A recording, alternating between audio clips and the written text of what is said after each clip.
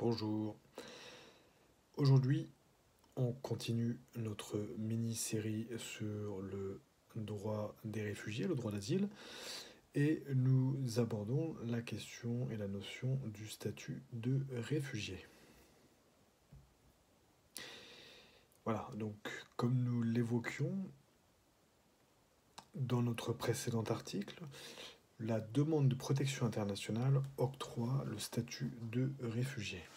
Et le statut de réfugié est notamment accordé à toute personne d'un pays tiers ou un apatride, personne qui n'a pas de nationalité, qui craint avec raison d'être persécuté du fait de sa race, de sa religion, de sa nationalité, de ses opinions politiques ou de son appartenance à un certain groupe social.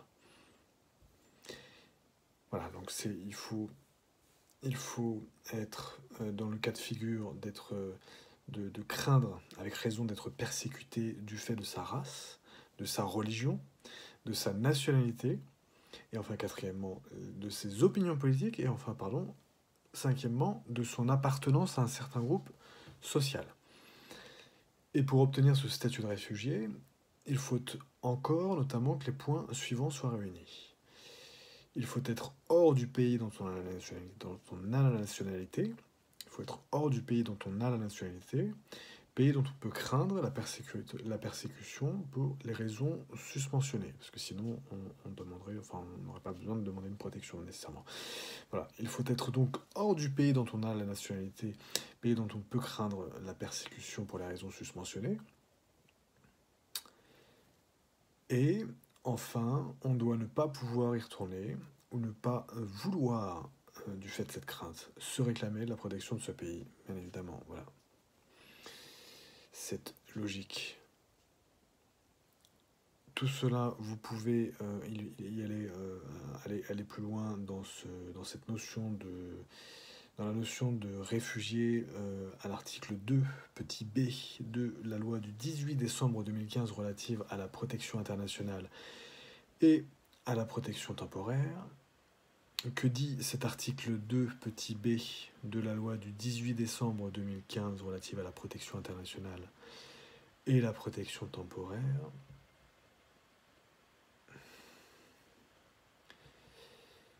Oui, j'ai dit que c'était petit b, mais oui, c'est petit b, mais c'est aussi un petit f.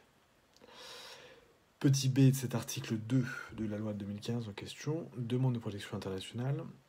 Voilà, donc voilà, cet article dispose: aux fins de la présente loi, on entend par petit b demande de protection internationale la demande de protection présentée par un ressortissant d'un pays tiers ou un apatride qui peut être comprise comme visant à obtenir le statut de réfugié ou le statut conféré par la protection subsidiaire, le demandeur ne sollicitant pas explicitement un autre type de protection hors du champ d'application de la présente loi et pouvant faire l'objet d'une demande séparée. Et ensuite, petit f de cet article 2 de la loi de 2015, tout ressortissant, le réfugié est tout ressortissant d'un pays tiers ou apatride qui, parce qu'il craint avec raison d'être persécuté du fait de sa race, de sa religion, de sa nationalité, de ses opinions politiques ou de son appartenance à un certain groupe social, se trouve